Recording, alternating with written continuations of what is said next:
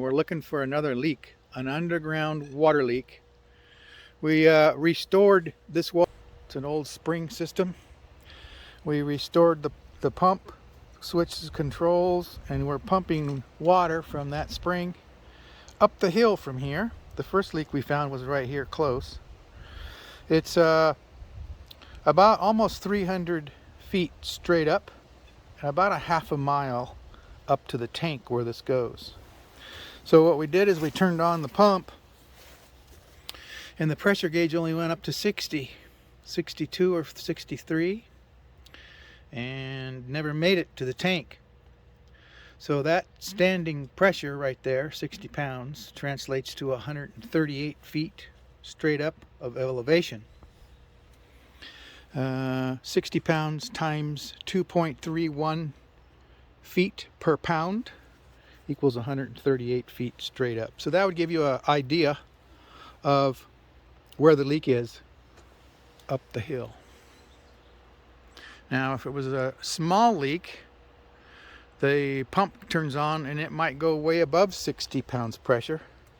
So the water will come out of the leak under pressure way up there. But it's probably a big leak because when you turn on the pump, the needle barely moves up. So almost all of this 8 gallons a minute is coming out of the leak. So those are some ideas on how to find the leak just by looking at the elevation up on the hill. So when we turn this on, we'll be able to see the water jump up just a little bit over 60, which means that our leak is probably pretty good because it doesn't take very much to get it to come up. So what I'm going to do next is to prove that the pump is going to work real good. We're going to close this down. Can you hear that?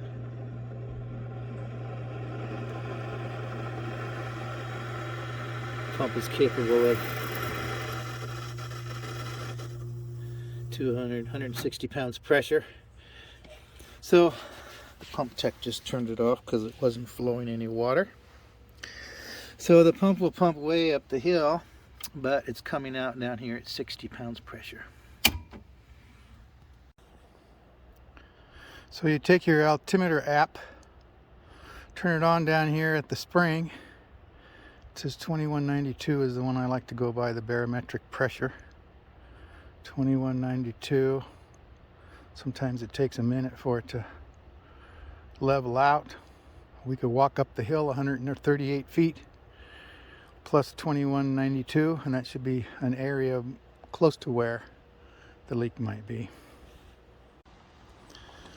So this is where the power comes from. Turns and goes down the hill. That's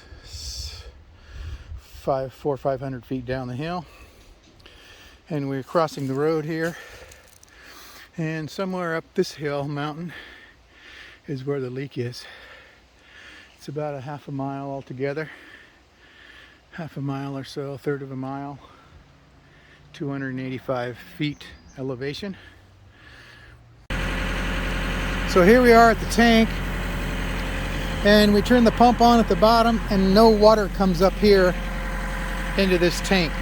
So we took off this faucet, took off this hose bib, turned off the water going into the tank, turned on the water coming from down the hill. There's a leak somewhere down here. So we have a big compressor to find a big leak in the middle of the forest.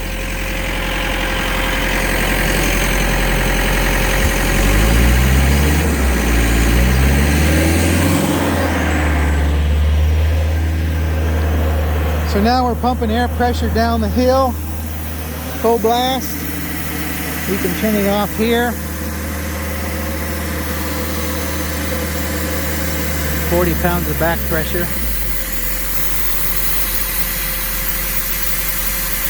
Bunch of air coming out somewhere down the hill. So what we're going to do next is turn on the water at the bottom, and where the two meet, there'll be a geyser. That's what we're going to look for. So We've got the water on at the bottom. We've got this compressor wide open. And the back pressure that's coming out of the leak has got 30 pounds of back pressure, 32 pounds. Plus the water's coming out at the bottom. If the water does not come out with the air, you can't see it as much. If it was only air, then there would not be a big geyser. But with the water and the air, there'll be a big geyser somewhere. So we put a zigzag fitting on here because the root's pushing it up on one side. So we put a little bit of a flexible fitting on here. Should last years. So we fixed that leak halfway down the hill.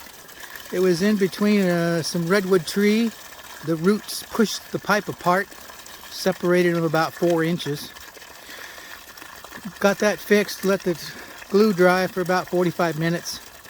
And I came up here and took the plumbing apart so the water can come out. Turned on the pump.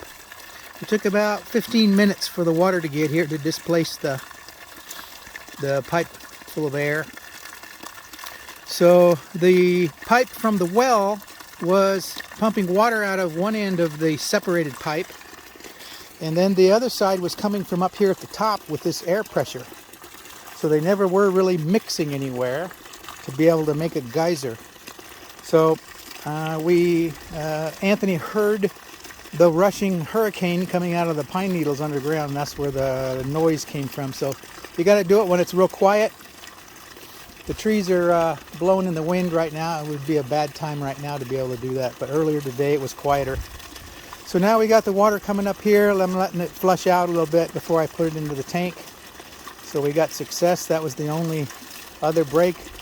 I guess if we turned off the pump, we could put our finger over that pipe and see if there was a vacuum. If there was another leak somewhere, there'd be a vacuum. It would go away.